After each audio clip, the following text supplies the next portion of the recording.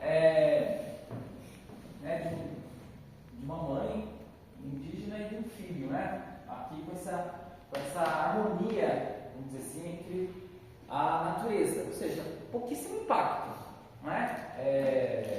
Em relação. Então, nós vamos ter o quê? A predominância de um meio natural, um período natural da história. O próximo período, pessoal, que o professor Milton vai colocar para nós é o período técnico.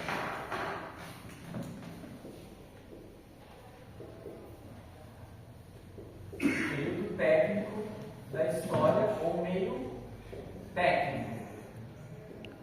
O que seria esse período técnico ou meio técnico?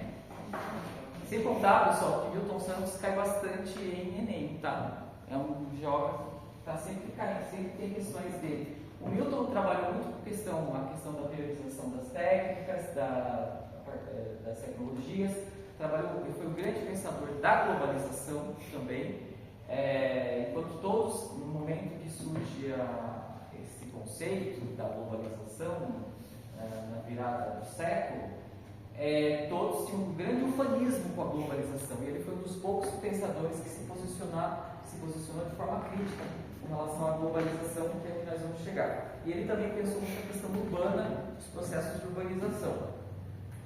Bom, aí ele vai então falar sobre o período técnico e o meio técnico. O que seria esse meio técnico? O que acontece pós o período natural da história? Você tem o quê? Desenvolvimento de uma agricultura e as primeiras ferramentas vão surgir, né, para uma intervenção nessa natureza. Então é como se as primeiras técnicas vão começar a surgir, as tecnologias.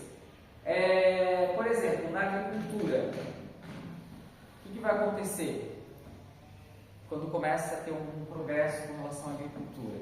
Como é que vai ser a relação da agricultura com a natureza? Essencialmente é um conflito, né? Porque é uma disputa entre territórios, né?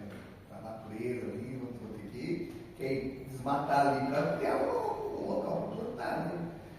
Sim. Porque não é só extrair exatamente, muitas vezes a gente precisa daquele local para cultivar algo específico, né? Então tem um certo conflito, né? Pequeno conflito, mas naquele tempo a gente tinha um pouco mais de respeito, não era tão agressivo como é hoje.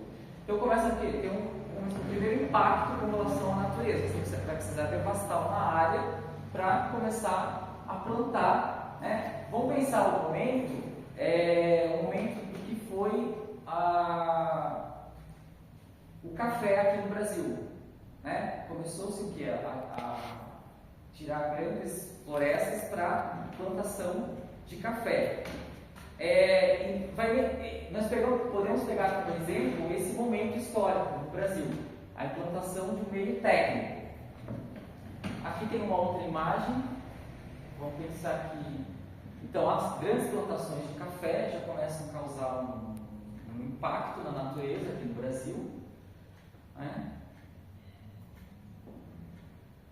Aqui uma outra imagem. O que a gente pode falar dessa imagem?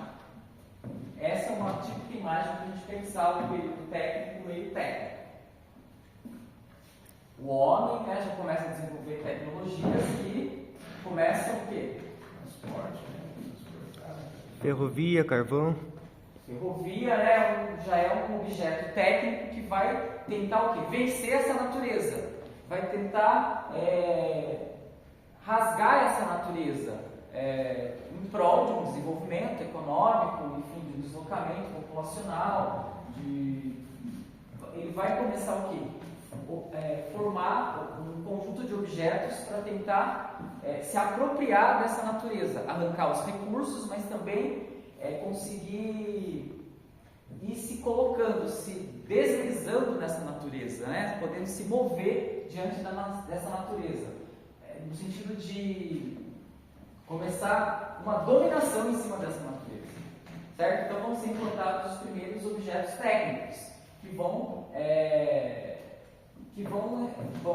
começar a impactar a natureza de um maior grau. A ferrovia é um bom exemplo. Até aqui eu coloquei, né? Para a gente pensar a questão da política do café com leite, que foi aqui no Brasil, né? Existiu aqui uma política de café com leite para sempre estar sob o poder nacional por parte das oligarquias paulistas e mineiras, executada na República Velha a partir da presidência de Campos Salles de 1898 e 1902, por presidentes fortemente influenciados pelo setor agrário dos estados de São Paulo, e esse momento é um momento de grande produção de café, ou seja, com grande impacto com relação à natureza. É a época da Revolução Industrial, né? Aí. Também, a época da Revolução Industrial também pode entrar dentro do meio técnico. Já numa transição para o outro meio que eu vou falar agora.